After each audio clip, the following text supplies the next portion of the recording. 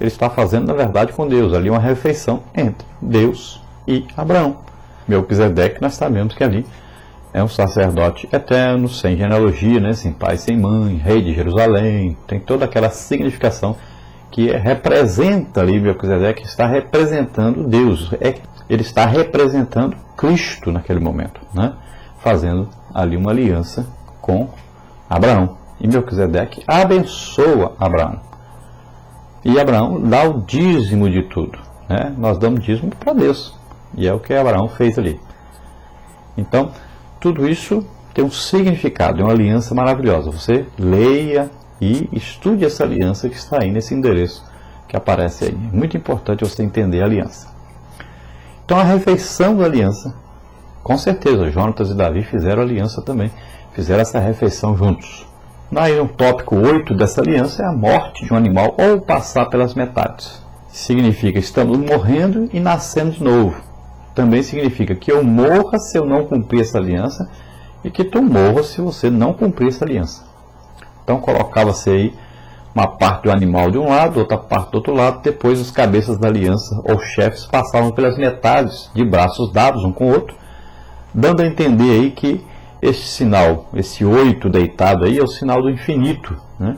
Então essa aliança é infinita, passa de pai para filho, aliança eterna.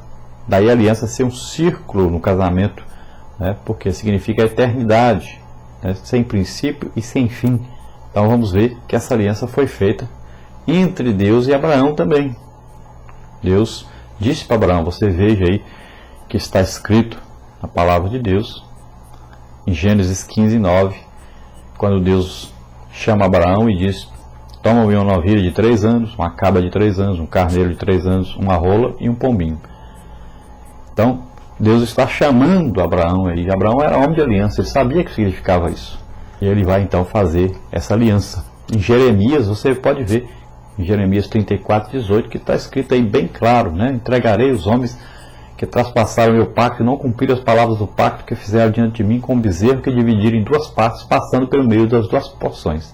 Então aí ficava, partia-se o bezerro em 2 partes, passava assim, fazendo um 8 aí, os 2 de braços dados, né? Fazendo aliança.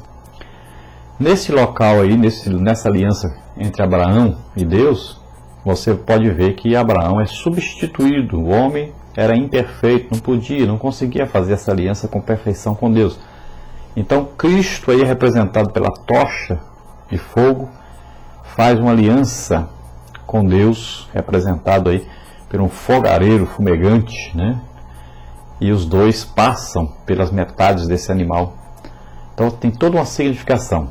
Novamente nós insistimos para que você entre aí nesse site aí, no nosso site, tem um estudo sobre aliança, e você entra e estuda direitinho esses detalhes aí, o significado de cada coisa, para você aprender sobre a aliança.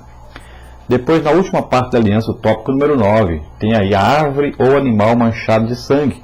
Então poderia também plantar uma árvore para servir de memorial, ou passar sangue, né, num animal para servir de memorial.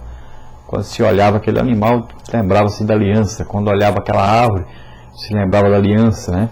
Nós podemos ver que Abraão, certa vez, plantou um bosque inteiro para se lembrar da aliança com Deus sempre, né? E você pode ver, segundo Samuel 9, de 6 a 9, você vai ver um fato interessante para provar que a aliança é eterna.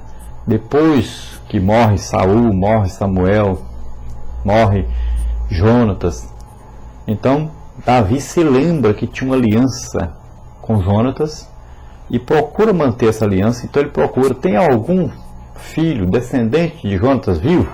Porque o exército de Davi já tinha matado a família de Jonatas, para ele não herdar, né? Toda a família de Saul havia sido morta para não herdar o reino, não querer tomar o reino de Davi.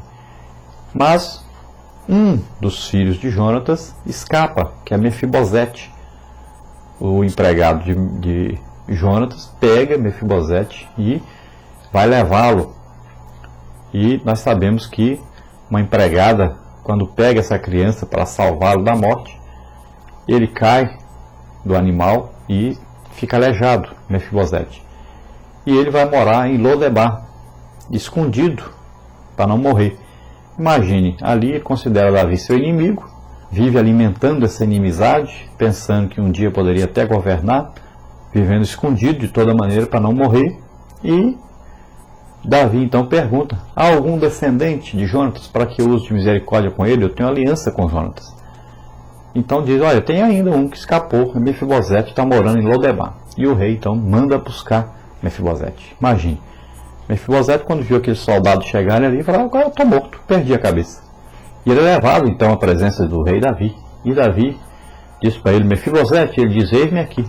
Ele disse: Mefibosete, a partir de hoje você vai comer comigo a minha mesa. Imagine, Mefibosete disse: eu sou um cão, como é que eu vou comer na mesa do seu que é o rei?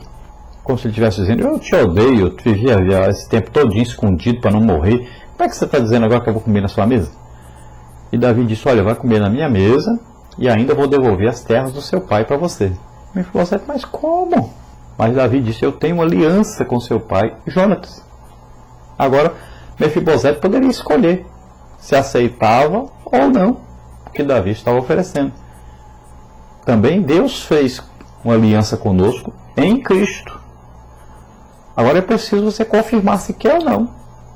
Por isso, a pessoa, para ser salva, tem que dizer: eu quero, eu aceito Jesus Cristo como meu Senhor, meu Salvador. Eu creio que Ele morreu no meu lugar, que Ele fez tudo por mim, para que eu possa me chegar a Deus. Agora, se você não aceitar isso, não pode ser salvo.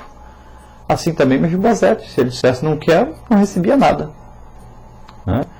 Não merecia nada mesmo, assim como nós não merecemos. Então é um grande ensino para nós essa situação de Davi, essa aliança que Davi fez com Jonatas. Por isso nós falamos sobre aliança. Nós vamos passar agora ao nosso questionário para nós entendermos melhor aí a nossa lição, ponto a ponto da lição. Então o questionário está aí no nosso site. Sempre às quartas-feiras nós já estamos com o questionário pronto e você pode distribuir para os seus alunos. E o questionário tem geralmente 18 a 23 perguntas nessa faixa aí. E sempre nós fazemos o questionário baseado na revista e você completa as frases que tem para completar e coloca aí V para verdadeiro nas respostas corretas e F nas falsas. Então, para começar aí, nós temos o texto áureo para completar. Saía Davi onde quer que Saul enviava e conduzia-se com prudência, e Saul pôs sobre agente de guerra, e era aceito aos olhos de todo o povo e até aos olhos dos servos de Saul. 1 Samuel 18:5. Então, essa é a primeira. A segunda é a verdade prática, para completar também. Deus deu a Davi unção, bem como prestígio diante de Israel, e ele se conduziu com prudência na presença dos seus líderes e auxiliares. A pergunta número 3, dentro da introdução. Mesmo antes de derrotar Golias, Davi já era um jovem talentoso, temente a Deus. E 1 Samuel 16:18 fala sobre isso. Em que se tornou Davi após sua vitória esmagadora sobre Golias e, consequentemente, sobre o exército filisteu? Então Davi tornou-se o centro das atenções, tanto da tropa israelita como do povo em geral. Então Davi ficou muito famoso. Alguém venceu um gigante, que todo mundo estava tremendo de medo desse gigante, né? Livrou Israel de ser destruído. Então ficou aí a pessoa mais importante que existia em Israel. Mais importante até do que o rei. Número 4.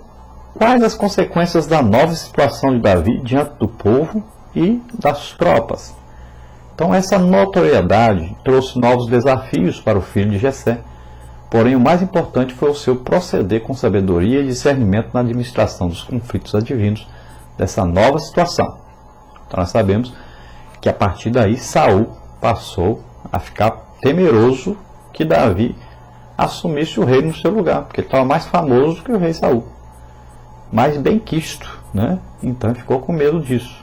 Já começou a enviar Davi para as lutas, as guerras que havia, para ele ficar longe de Saul, para que o povo começasse a comparar um com o outro e quisesse Davi e tirasse Saul. Depois, a admiração a respeito do povo então motivaram a inveja do rei, que passa a considerar o novo herói nacional seu rival e inimigo. Então, a partir daí, Saul olha para Davi como um rival, como alguém que está disputando o trono. Ele não sabia que Davi havia sido ungido para ser rei no seu lugar, mas ele já considerava Davi aí o real, né, inimigo e alguém que poderia assumir o trono em seu lugar e no lugar dos seus filhos. Depois da parte 1, as qualidades e virtudes de Davi.